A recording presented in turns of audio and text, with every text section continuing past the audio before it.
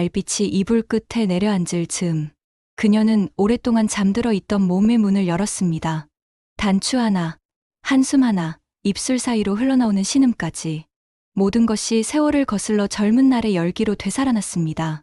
당신을 원합니다. 그 말은 너무도 조용했지만 그녀의 심장을 세차게 밀어붙였죠. 숨죽인 방 안, 떨리는 손끝과 뜨겁게 이어진 시선이 서로의 세월을 지웠습니다. 두 개의 주름진 육체는 그 밤 다시 하나의 감각으로 엉켰고 그녀는 그 속에서 비로소 살아있음을 느꼈습니다. 그러나 새벽이 밝자 그는 아무런 말도 없이 사라졌습니다. 남겨진 건 포개진 침구의 체온과 지독하게 몸에 밴 기억뿐이었습니다. 그 밤은 지나갔지만 그 밤을 가진 몸은 아직도 그를 기억하고 있었습니다. 이야기가 계속 궁금하시다면 구독과 좋아요 부탁드려도 될까요? 이정자 씨는 매일 아침 6시 15분 하루도 빠짐없이 울리는 알람 소리에 눈을 떴습니다.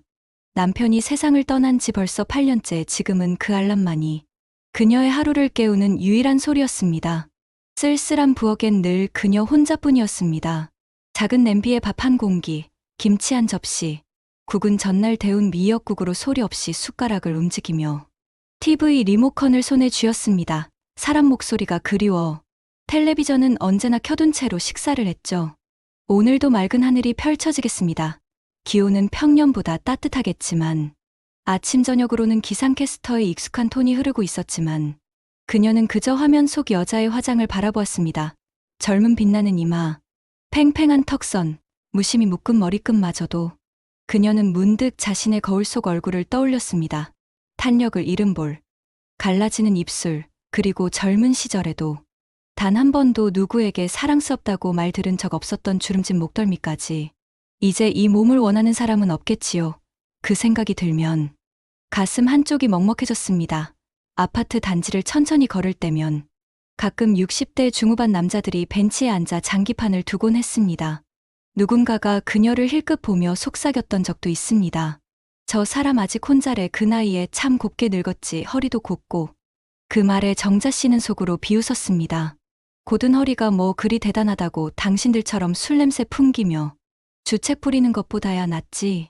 그러면서도 그런 시선이 은근히 싫지 않았습니다. 누군가 자신을 여자로 인식해준다는 사실은 잔인하게 위안이 되었기 때문이죠. 오후엔 경로당에 들르거나 가끔 박명희 씨와 차를 마시곤 했습니다. 그녀는 정자 씨보다 2살 위였지만 훨씬 더 활기차고 직설적인 성격이었습니다. 정자야, 이대로 늙어 죽을 거야? 그게 무슨 소리야. 나 말이야. 요즘 그림 동호회 나가. 거기 뭐랄까 재밌는 남자들 좀 있어. 그 나이에 시선 한 번 받으면 심장이 살짝 간질간질해. 알아? 아유, 됐어. 나는 그런 거 질색이야. 정자 씨는 입꼬리를 내리며 손을 내저었지만 마음속 어딘가에선 파문이 일고 있었습니다. 그녀는 단 한 번도 간질간질한 설렘을 느껴본 적이 없었으니까요. 결혼 생활 35년, 남편은 무뚝뚝한 군인이었고 그녀의 몸은 늘 의무감과 피로 아래 있었을 뿐이었습니다. 한 번 그랬습니다. 남편이 술에 취해 억지로 그녀의 옷을 벗기던 밤. 그녀는 속으로 울며 주문처럼 중얼거렸습니다. 이것도 부부니까 참아야 해. 그리고 그때부터 그녀는 몸의 욕망을 접었습니다. 욕망은 부끄러운 것이고 나이 들수록 그런 감정은 사라지는 게 마땅한 줄 알았죠. 하지만 이상하게도 요즘은 밤이면 몸 어딘가가 무겁고 저릿하고 또 미묘하게 허전했습니다. 어느 날 박명희 씨가 봉투 하나를 꺼냈습니다. 템플스테이 가보자. 이거 시니어 전용으로 특별 프로그램 있대. 절? 불자도 아닌데 뭘 하러. 종교 그런 거 아니래. 그냥 조용히 며칠 머무는 거야. 거기 가면 자기 자신을 돌아볼 수 있다더라. 사람도 만나고 몸도 좀 풀고. 몸을 푼다니. 무슨 소리야. 하하. 그런 뜻 아니고 마음 말이야. 요즘 너 너무 움츠러들어 보여. 정자 씨는 말없이 창밖을 바라봤습니다. 그녀의 창밖엔 언제나 회색 아파트 벽만 있었죠. 바람도 향기도 기대도 없었습니다. 결국 그녀는 고개를 끄덕였습니다. 딱 사흘만. 아무도 모르는 곳에서 아무도 모르는 사람들 속에서 한 번쯤은 다르게 살아보고 싶었습니다. 그녀는 아직 몰랐습니다. 그 절의 달빛 아래서 자신의 몸이 다시 살아날 거라는 것을, 그리고 어떤 남자의 손끝이 자신의 모든 것을 뒤흔들 거라는 것을, 이정자 씨의 고요했던 일상에 조용히 금이 가기 시작했습니다. 그리고 그 금은 밤이 오면 아주 깊고 뜨겁게 벌어질 예정이었습니다. 정자 씨가 산사에 도착했을 때 먼저 들려온 건 바람 소리도 목탁 소리도 아닌 그 남자의 목소리였습니다. 처음 오셨어요? 표정이 그렇네요. 저도 첫날 딱 그 표정이었거든요. 백태호 단정한 회색 저고리 아래 흰 수염이 은근히 자라있던 남자는 눈웃음 하나로 정자 씨의 가슴 속에 기이한 떨림을 심었습니다. 네, 저 정자예요. 이정자. 그의 손과 손이 맞닿던 순간 얼마나 오래 지켜왔던 그녀의 온기 결핍이었는지 손끝이 먼저 기억해버렸습니다. 그 순간부터였습니다. 정자 씨는 산사의 정숙함이라는 절제된 공간 속에서도 묘하게 그 남자의 움직임을 따라 눈을 돌리게 되었고 108배를 하며 땀을 흘릴 때조차 그의 숨소리가 더 크게 들려왔습니다. 첫째 날 밤 참가자들이 모두 잠든 후 정자 씨는 홀로 마당 벤치에 앉아 있었습니다. 달빛이 한지창을 타고 흐르듯 그녀의 손등을 쓰다듬던 바람이 어쩐지 낯설게 느껴졌습니다. 잠이 안 오시죠? 그 남자가 다가왔습니다. 숨결 가까운 곳에서 들려오는 낮은 톤 그리고 말없이 그녀 옆에 앉은 손등이 조금씩 아주 천천히 그녀 쪽으로 기울었습니다. 이런 말씀 드리면 실례겠지만 정자 씨 손 따뜻하네요. 누군가 오래 안아주지 못한 손 같아요. 그녀는 대답하지 못했습니다. 눈이 마주친 순간 자신의 손등에서 그의 시선이 천천히 올라오는 게 느껴졌습니다. 목덜미, 귓불, 그리고 입술 위까지. 여기 있으면 이상하게 차분해져요. 그녀는 간신히 말을 꺼냈습니다. 저도요 하지만 지금은 조금 다르게 떨립니다. 그리고 그 밤 그들은 말없이 서로의 손을 맞잡았습니다. 마치 처음 손을 잡는 연인처럼 조심스럽고 어색하게. 둘째 날은 침묵을 유지하는 무언 수행 프로그램이 있었습니다. 말을 하지 않고 2시간 동안 절 주변 산책로를 걷는 일정이었죠.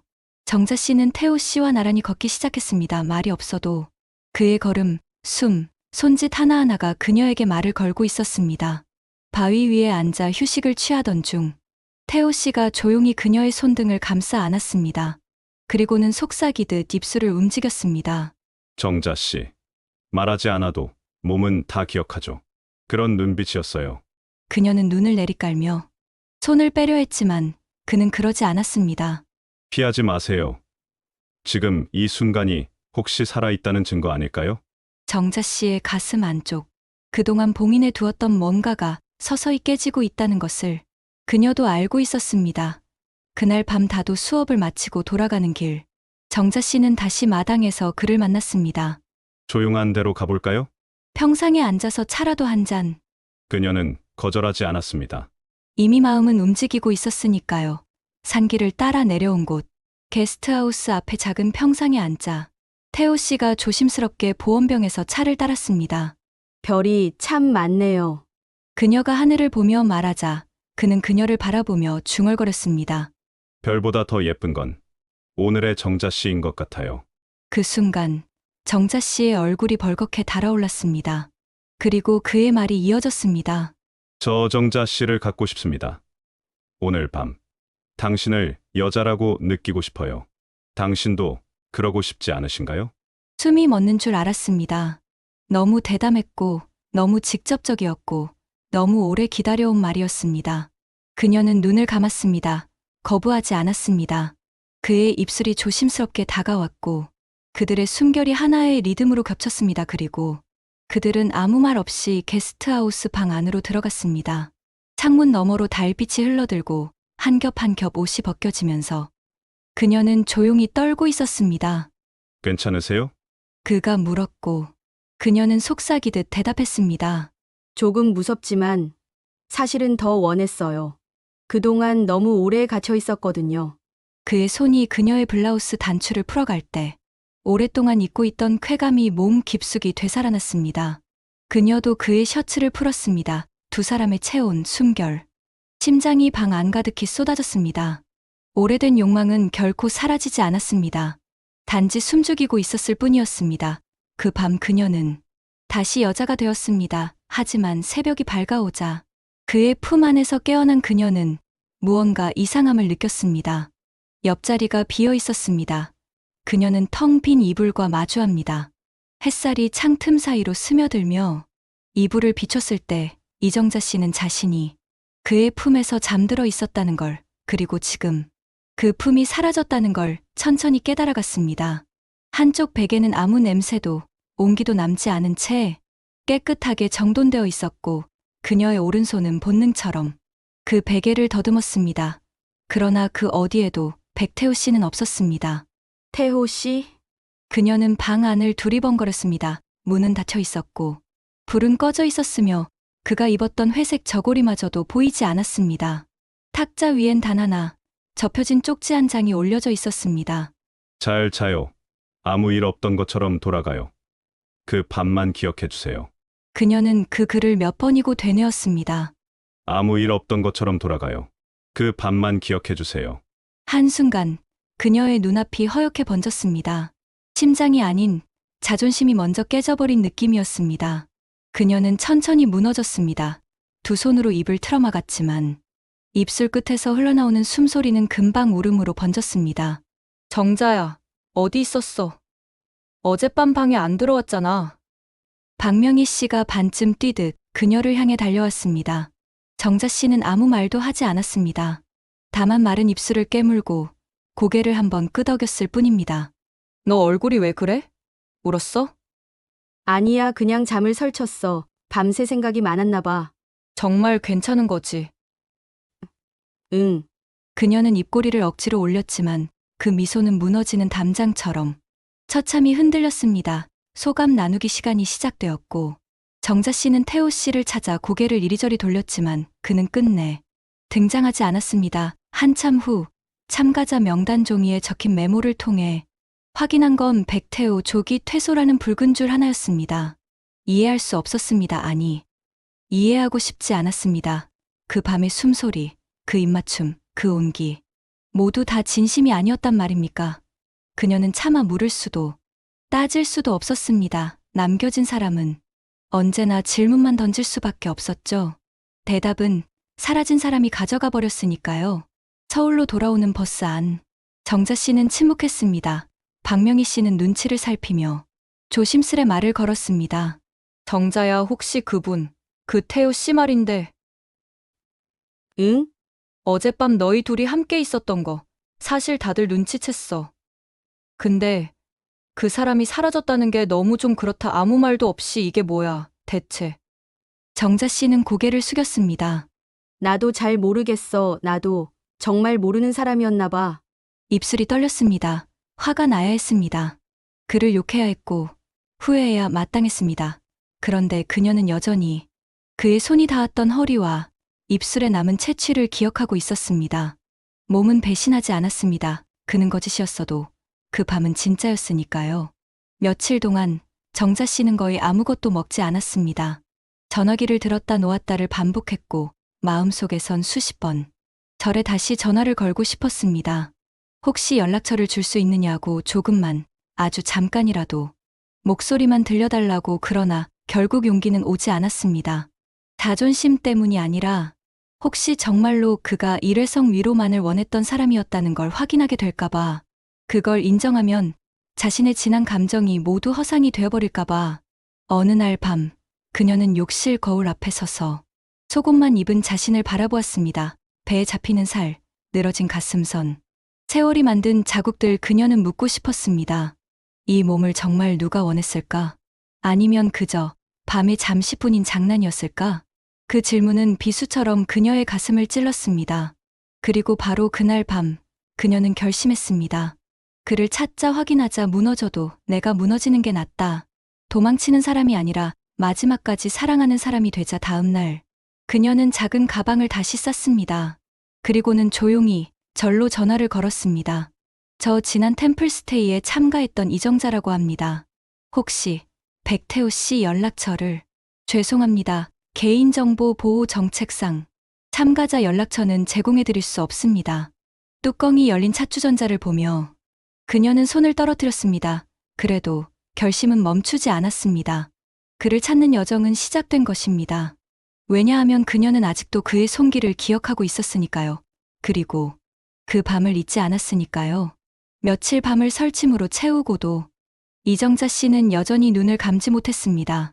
허전한 침대 한쪽이 점점 더 넓어지는 듯했고 그의 손이 스쳤던 어깨가 아릿하게 욱신거렸습니다. 그 밤은 끝나지 않았습니다. 몸은 그를 잊지 못했고 마음은 스스로를 용서하지 못했습니다. 왜 미리 연락처를 묻지 않았을까? 왜 그의 말 한마디에 그렇게 쉽게 무너졌을까? 스스로에 대한 원망은 지독하게 가슴을 짓눌렀지만 이대로 주저앉는 것은 더는 견딜 수 없었습니다. 그녀는 작은 메모장을 꺼내 그가 했던 모든 말들을 기억나는 대로 적었습니다. 대전 출신 중학교 수학교사 출신 2번이나 템플스테이 참가, 경험 혼자 산다고 했지. 장태산 단풍 얘기를 했던가? 단서라고 부를 만큼 대단한 정보는 아니었지만 그녀는 거기서 신락 같은 희망을 붙잡았습니다. 다음 날 정자 씨는 마침내 검색창에 손을 얹었습니다. 대전 박태호 중학교 수학교사 퇴직 검색 결과는 수없이 많았고 대부분은 무관하거나 오래된 기사 혹은 동명이인이었습니다. 정자 씨는 실망하려다 말고 마우스를 움직였습니다. 대전 장태산 문화센터 강연자 박태호, 그녀의 손끝이 멈췄습니다. 박명희 씨를 불러 카페에 마주 앉았을 때 정자 씨의 표정은 이상하리만큼 단단했습니다. 나 다시 템플스테이 신청했어. 뭐? 또 거기서 그렇게 상처받아 놓고? 그 사람 거기 자주 간다 했잖아. 이번에 가면 다시 만날 수도 있을 것 같아서. 명희 씨는 눈을 가늘게 뜨고 그녀를 응시했습니다. 진심이야? 아직도 그 사람이 날 떠나기 전 단 한마디도 없이 사라졌다는 사실을 못 잊은 거야? 잊을 수 없어. 그가 나를 품던 손길. 그 순간의 나. 그리고 그 후에 남겨진 나. 정자 씨는 눈을 꾹 감았습니다. 적어도 한 번은 내 입으로 물어보고 싶어. 그 밤이 우리에게 대체 뭐였는지. 템플스테이 그 2번째 방문은 첫 번째보다 훨씬 차분한 마음으로 시작되었습니다. 그러나 그의 모습은 끝내 보이지 않았습니다. 정자 씨는 산사의 길목마다 그가 앉았던 벤치를 떠올렸고 식당의 한자리에선 그가 밥을 덜어주던 손길을, 법당에서는 그가 108배를 마치고 그녀의 이마에서 흐른 땀을 닦아준 손수건을 떠올렸습니다. 그러나 그는 정말 오지 않았습니다. 세 번째 방문 그녀는 혼자였습니다. 박명희 씨도 그 누구의 권유도 없었습니다. 이번엔 기억을 더듬는 여행이 아니라 운명을 마주하러 가는 의식처럼 느껴졌습니다. 그리고 그날은 갑자기 뜻밖의 곳에서 찾아왔습니다. 몇 달 후 동네 문화센터에서 은퇴 후 인생 설계 강연이 열린다는 전단지를 본 정자 씨는 별다른 기대 없이 자리를 잡았습니다. 마이크 앞에 선 남자가 고개를 들고 웃는 순간 심장이 멎었습니다. 안녕하세요, 여러분과 오늘 인생의 후반전에 대해 나눌 박태호입니다. 그였다. 사라졌던 남자. 그 밤에 체온을 남긴 채 떠난 그 사람이 지금 눈앞에서 수십 명의 사람들 앞에 서서 웃고 있었습니다. 정자 씨는 입술을 꽉 깨물었습니다. 분노와 떨림, 기쁨과 의심이 뒤섞여 눈앞이 아득했습니다. 하지만 이젠 도망치지 않겠다고 그렇게 결심했던 그녀였습니다. 강연이 끝난 후 그녀는 천천히 무대 앞으로 걸어갔습니다. 사람들이 하나둘 빠져나가고 무대 아래 그가 서류를 정리하던 순간 그녀의 그림자가 그의 앞에 드리워졌습니다. 그가 고개를 들었습니다. 그리고 숨이 멎는 눈으로 그녀를 바라봤습니다. 정자 씨, 이제 모든 질문이 시작될 시간입니다. 그녀는 왜 그가 떠났는지, 왜 아무 말 없이 사라졌는지, 그 밤의 감정이 과연 진짜였는지 이제 묻고 확인할 준비가 되어 있었습니다. 자신을 버렸던 남자 앞에서 그녀는 주체적으로 다시 여자로 서 있었습니다. 정자 씨, 그의 목소리는 떨렸습니다. 심장이 아니라 양심이 흔들리는 소리 같았습니다. 무대 위 한동안 넋이 나간 듯 그녀를 바라보던 그는 서류 뭉치를 내려놓고 천천히 다가왔습니다. 정말 정자 씨가 맞나요? 네, 저의 꿈 아니에요. 그리고 이젠 도망치지 말고 마주 보시죠. 그녀의 말은 단호했지만 입술은 바르르 떨리고 있었습니다.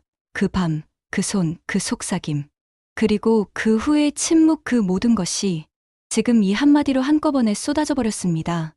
근처 조용한 카페 두 사람은 마주 앉았습니다. 커피가 식는 동안에도 말은 한참이나 시작되지 않았습니다. 그가 먼저 입을 열었습니다. 전 정말 정자 씨를 다시는 볼 수 없을 거라 생각했어요. 그날 아침, 그렇게 사라진 사람 말로는 너무 쉽게 들리네요. 그땐 제가 감당할 자신이 없었어요. 그날 밤 너무 강하게 빠져버린 걸 느꼈거든요. 그래서 도망쳤단 말씀이세요? 죄송합니다. 그게 변명이 될 수 없다는 건 알지만 정자 씨가 너무 아름다워서, 제가 너무 오랫동안 목말라 있어서, 모든 게 너무 진짜 같아서 차마 계속 그 앞에 서 있을 자신이 없었습니다. 정자 씨는 조용히 컵을 들었습니다. 차가워진 커피가 목을 타고 내려가면서도 가슴 속 불덩이는 식지 않았습니다. 전혀 그 밤 이후 하루하루가 허물어졌어요. 몸이 기억하던 온기 때문에 제 자신이 얼마나 외롭고 비참했는지 새삼 깨달았고요. 그녀의 눈에 물기가 차올랐습니다. 근데 당신은 그냥 떠났죠. 침묵이라는 방식으로 저를 다시 과거의 여자, 사랑받을 자격 없는 여자, 그 시절로 되돌려 놓았어요. 그의 눈동자가 떨렸습니다. 제가 사실 그날 새벽에 서울의 아픈 형님 병간호 때문에 급히 내려갔어야 했습니다. 원래는 일어나 정자 씨께 말하려 했는데 너무 곤히 주무셔서 그래서 쪽지 하나 남긴 겁니까? 그게 최선이라 생각했습니다. 어설프게 붙잡는 말보다 오히려 추억만 남기자는 비겁한 위로였죠. 그 밤은 저한테 추억이 아니라 상처였습니다. 정자 씨는 담담히 말했지만 가슴 안에서는 울음이 뛰고 있었습니다. 잠시 침묵, 그리고 그가 고개를 들었습니다. 하지만 그 후로 매일 당신을 생각했습니다. 절에도 다시 2번이나 찾아갔지만 만날 수 없었죠. 개인정보 보호 때문에 연락처도 못 얻었고요. 정자 씨는 거기서 눈을 크게 떴습니다. 저도 절에 전화했고 2번이나 더 갔어요. 서로를 찾고 있었던 두 사람 엇갈린 시간 속에서 운명은 장난처럼 그들을 비껴갔던 것이었습니다. 그런데 왜 강연까지 나선 거예요? 절에서 조용히 마음 정리하던 사람 같진 않은데요. 정자 씨의 말에는 살짝의 냉소가 섞여 있었습니다. 그는 숨을 고르며 말했습니다. 사실 그날 밤 정자 씨를 안고 나서 이대로 평생 그냥 살아선 안 되겠다는 생각이 들었어요. 제 삶도 바꾸고 싶었습니다. 누군가를 안아줄 수 있는 사람이 되려면 먼저 제 자신을 바꿔야 한다고요. 그럼 지금 이 강연자 모습이 진짜인가요? 아니면 또 다른 가면인가요? 정자 씨 앞에 있는 나는 가장 맨 얼굴입니다. 그의 말은 진심이 묻어 있었습니다. 잠시 후 정자 씨가 조용히 말을 꺼냈습니다. 그날 밤 우리는 서로의 몸을 탐했지만 사실은 마음을 나눴던 거죠. 그렇습니다. 그럼 이제야 다시 마주 앉은 우리, 이건 뭘까요? 그는 그녀의 손등 위에 자신의 손을 얹었습니다. 이건 이제부터 시작되는 이야기입니다. 그리고 정자 씨는 처음으로 그 손을 피하지 않았습니다. 그녀 안의 상처는 아직 아물지 않았지만 다시 사랑할 수 있을지도 모른다는 희망이 작게, 아주 작게 피어나기 시작했기 때문이죠. 하지만 그날 밤 정자 씨의 휴대전화로 익명의 메시지 한 통이 도착했습니다. 박태호라는 사람 정말 믿어도 되는 걸까요? 그 사람 예전에도 템플스테이에서 여자를 만났었어요. 휴대전화 진동이 책상 위를 울렸습니다. 이정자 씨는 설거지를 하다 말고 조심스레 화면을 확인했습니다. 발신자 없음, 그리고 그 아래 짧은 문장 하나. 박태호라는 사람 정말 믿어도 되는 걸까요? 그 사람 예전에도 템플스테이에서 여자를 만났었어요. 심장이 한 박자 늦게 뛰기 시작했습니다. 거짓말이었으면 좋겠다고 생각하면서도 문장의 어딘가에서 기시감 같은 찜찜함이 솟아올랐습니다. 예전에도 여자를 만났었다. 그녀는 휴대폰을 내려놓지 못했습니다. 지금 이 순간부터 그의 모든 말이, 그의 모든 눈빛이 하나씩 의심으로 변해가고 있었습니다. 그날 밤 정자 씨는 전화를 걸었습니다. 그의 목소리는 변함없이 따뜻했습니다. 정자 씨, 목소리만 들어도 반갑네요. 오늘은 무슨 일이 있었나요? 그녀는 조심스레 말을 꺼냈습니다. 태호 씨 예전에 절에서 만났던 다른 여자도 있었나요? 잠시 침묵, 그리고 그는 낮게 숨을 쉬었습니다. 있었습니다. 하지만 단지 조별 활동에서 같은 팀이었고 깊은 관계는 아니었습니다. 몇 번 대화하고 차 한 잔 나눈 정도였습니다. 정말 그것뿐인가요? 내 만약 그 이상이었다면 정자 씨에게 이 마음을 내놓지 못했겠죠. 그의 말은 논리적이었고 심지어 진심 같았습니다. 정자 씨는 그날 밤 잠을 이루지 못했습니다. 다음 날 정자 씨는 결심하듯 태호 씨가 사는 대전으로 내려갔습니다. 예고도 하지 않았습니다. 이제는 말이 아닌 현실을 보고 싶었습니다. 그의 집 근처 카페에서 기다리던 그녀는 점심시간 무렵 멀리서 걸어오는 그의 모습을 보았습니다. 단정한 셔츠, 책이 든 가방, 그리고 그 옆에 60대 중반쯤으로 보이는 여성이 있었습니다. 둘은 웃으며 대화를 나누었고 그녀는 그의 팔에 가볍게 손을 얹었습니다. 심장이 찢어지는 소리가 정자 씨 자신의 귓가에까지 울려 퍼졌습니다. 그녀는 자리에서 일어나 조용히 뒤따랐습니다. 멀지 않은 골목 어귀에서 그가 조용히 작별 인사를 건넸고 여성은 그의 팔을 토닥이며 돌아섰습니다. 그리고 태호 씨는 갑자기 정자 씨와 마주쳤습니다.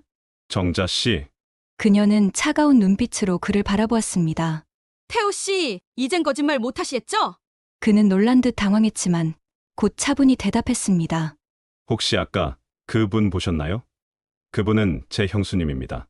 형님이 작년에 돌아가셔서 제가 지금도 종종 연락드리며 도와드리고 있습니다. 정자 씨의 표정이 흔들렸습니다. 정말이에요? 그렇게 의심될 만큼 제가 믿을 만한 남자가 아니었나요? 정적 그리고 그녀는 스스로를 돌아보았습니다. 의심은 사실 상대의 문제가 아닌 자신의 상처에서 비롯된 것임을 그제서야 깨달았습니다. 미안해요. 당신이 아니라 제가 저를 못 믿었던 거였어요. 그는 조용히 그녀의 손을 감싸 쥐었습니다. 정자 씨, 저는 이제 당신 앞에서 더는 숨지 않을 겁니다. 그 밤에 우리가 진짜였음을 끝까지 증명할 겁니다. 그날 밤 두 사람은 같은 호텔 방에 머물렀습니다. 이번엔 도망도 없었고 의심도 없이 온전히 서로를 안았습니다. 주름진 피부를 쓰다듬으며 그녀는 처음으로 안전하게 사랑받고 있다는 감정을 느꼈습니다. 그는 조심스럽고 섬세하게 그녀를 품었고 그녀의 몸은 더 이상 부끄럽지 않았습니다. 그녀는 눈을 감은 채 그의 숨소리에 맞춰 속삭였습니다. 이번엔 떠나지 마세요. 제 마음이 더는 흔들리지 않게. 그는 대답 대신 이마에 입을 맞췄습니다. 그리고 말했다. 이젠 내가 당신을 기다릴게요. 다음엔 당신이 아니라 내가 먼저 문을 열고 서 있을 겁니다. 눈을 떴을 때 이정자 씨는 그의 품 안에 안겨 있었습니다. 창밖으로 스며드는 아침 햇살이 두 사람의 피부를 은은하게 감싸고 있었고 전날 밤의 체온은 아직 이불 속에 머물러 있었습니다. 그는 깊은 숨을 쉬며 여전히 자고 있었습니다. 가늘게 떨리는 눈꺼풀, 주름진 이마, 그리고 여전히 따뜻한 손. 이 손이 나를 가장 부드럽게 만져준 손이었구나. 그녀는 조심스럽게 그의 손등에 입을 맞췄습니다. 그리고 생각했습니다. 왜 그토록 의심했을까? 왜 그렇게 자꾸 도망치려 했을까? 호텔을 나서기 전 그는 침묵 끝에 조심스럽게 입을 열었습니다.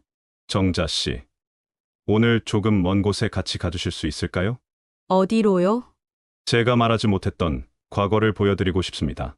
그 말에 그녀는 잠시 망설였지만 곧 고개를 끄덕였습니다. 그래요. 이젠 우리 사이에 감춰진 건 없어야죠. 2시간쯤 차를 달려 도착한 곳은 충남 부여 근처의 작은 요양원이었습니다. 여기 누가 계세요? 그는 담담히 대답했습니다. 제 아내입니다. 심장이 찢어지는 소리가 정자 씨의 귓속에서 터졌습니다. 아내라고요? 전 이혼하지 않았습니다. 그녀는 몸을 돌려 걸어가려 했지만 그가 곧 따라붙었습니다. 잠깐만요. 제 얘기를 끝까지 들어주세요. 요양원 한쪽 창가에 앉아 있는 중년의 여성이 보였습니다. 무표정한 얼굴, 거의 움직이지 않는 손. 10년 전 교통사고로 식물인간이 됐습니다. 그는 입을 꾹 다물며 숨을 골랐습니다. 처음엔 다 포기하고 싶었어요. 하지만 누구보다 그녀를 지켜야 한다는 책임감이 컸죠. 채직도, 강연도, 전부 그 시간을 견디기 위한 버팀목이었습니다. 정자 씨는 침묵했습니다. 분노와 충격 사이에서 그녀는 아무 말도 할 수 없었습니다. 절에서 당신을 만났을 때, 그때 처음으로 제 몸이 아닌 마음이 반응했어요. 누군가를 향해 사람답게 웃고 싶다는 감정이 올라왔고, 그게 죄책감인 줄 알았는데 당신이 떠난 후에도 그 감정은 사라지지 않았습니다. 그는 눈을 감고 말했습니다. 지금까지 살아있는 아내를 두고 누군가를 사랑한 나 자신이 너무 밉고 당신에게 솔직하지 못했던 것도 한없이 부끄럽습니다. 정자 씨는 한참을 바라봤습니다. 요양원 창가에 무표정한 아내, 그 옆에서 초라하게 서 있는 남자, 그리고 이제껏 자기를 끌어안던 그 손 모든 게 새롭게 다가왔습니다. 그는 결코 완벽한 남자가 아니었습니다. 거짓말을 했고, 도망쳤고, 그리고 숨겼습니다. 하지만 그가 그녀에게 보여준 눈빛과 손길은 거짓이 아니었음을 그녀는 몸이 먼저 알고 있었습니다. 왜 이제야 말했나요? 겁이 났습니다. 당신이 완전히 떠날까봐 아니면 나 자신이 더 이상 누군가를 사랑할 자격이 없다고 확정 지어질까봐요. 그녀는 가만히 그의 손을 붙잡았습니다.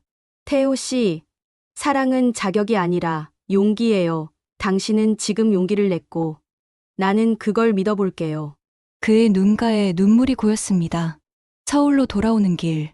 정자 씨는 차창 너머 풍경을 멍하니 바라보며 생각했습니다. 사랑은 늘 반듯하고 고운 길로만 오는 게 아니구나. 상처를 아는 사람, 거짓에 묻힌 사람, 죄책감으로 덮은 사람. 그럼에도 불구하고 그가 자신을 진심으로 품으려 했던 그 마음만은 부정할 수 없었습니다. 며칠 후 태호 씨에게서 편지가 도착했습니다. 직접 쓴 손글씨였습니다. 정자 씨, 당신이 제게 준 따뜻함은 그 어떤 참회보다 더 깊은 깨달음이었습니다. 이제부터의 저는 더 이상 숨지 않겠습니다. 당신의 삶의 끝까지 함께할 수 있도록 책임지고 천천히 다가가겠습니다. 당신의 따뜻함을 더럽히지 않는 남자가 되고 싶습니다. 그녀는 편지를 조심히 접고 서랍 속에 넣었습니다. 그리고 거울을 바라보며 조용히 입꼬리를 올렸습니다.